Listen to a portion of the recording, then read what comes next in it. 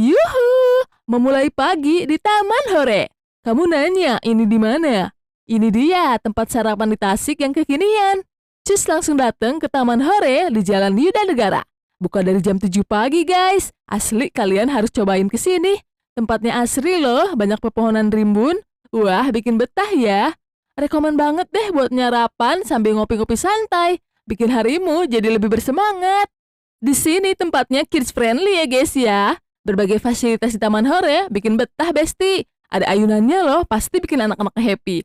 Yang serunya lagi ada kelinci lucu yang berkeliaran di sini. Sekalian juga kalian bisa ngasih pakan atau wortel sama kelincinya. Gemes nggak sih?